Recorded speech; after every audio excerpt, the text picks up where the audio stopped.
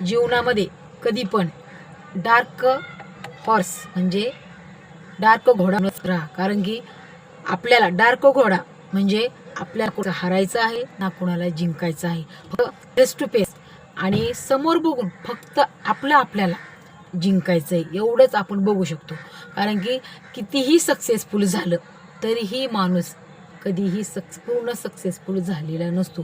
तुम्ही कोणत्याही मोठ्या बिझनेसमॅन किंवा कोणत्याही मोठ्या माणसाला विचारा की तुम्ही आता सक्सेसफुल झाला आहात का, तर ते सहज म्हणतात मला अजून एक स्टेप सक्सेसफुल व्हायचं आहे. आणि आपल्याला जर बिझनेस स्टार्टअप करायचा असेल ना, त्याचं कधीच उद्घाटन मोठ्या पद्धतीनं कधीही करायचं नाही.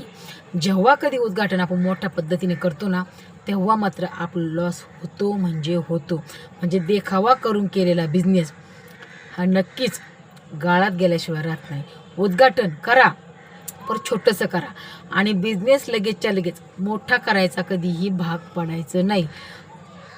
छोटासा बिझनेस टाकायचा, छोटंसं उद्घाटन करायचं आणि त्याच्यातून सक्सेसफुल कसं व्हायचं हे जर आपल्याला कळलं ना, तर आपण डार्क घोडा नक्कीच होऊ शकतो. कारण डार्क घोड्याची फक्त एकच निशाणी असते, कुणाला जिंकायचं नाही, कुणाला हरवायचं नाही. मी काय करू एवढंच फक्त अपेक्षित असतं त्याला. त्या पद्धतीने आपण राहायचं. आणि यशस्वी कोण होतं तुम्हाला सांगू, जो कोणी सकाळी लवकर उठून फ्रेश राहणार आणि कामासाठी निघणार ना, तो नक्कीच यशस्वी होऊ शकतो. फक्त त्याचा पाढा म्हणजे काय पाहिजे, काम एके काम आणि काम दुने पण काम, तिसरं काहीही त्याच्यामध्ये आलं नाही पाहिजे.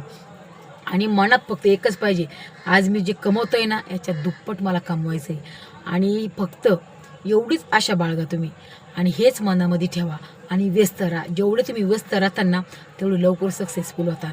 आणि तुम्हाला सांगू का, जेवढं तुम्ही खाली दिमाग राहता ते सैतानचं घर असतं, म्हणून खाली दिमाग कधीही राहायचं नाही. आपल्याला जे विचार येतात ना, जे पटतात ते लगेच करायचं, जे पटत नाहीत ते मनातून काढून टाकायचं.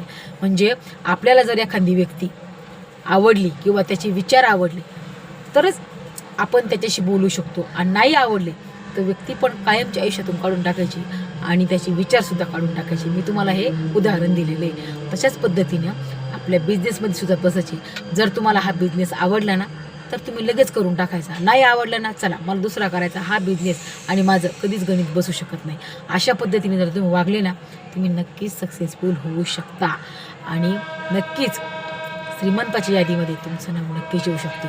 स्वतःच्या कष्टाने आलेली श्रीमंतीचा एक वेगळा रुबाब असतो.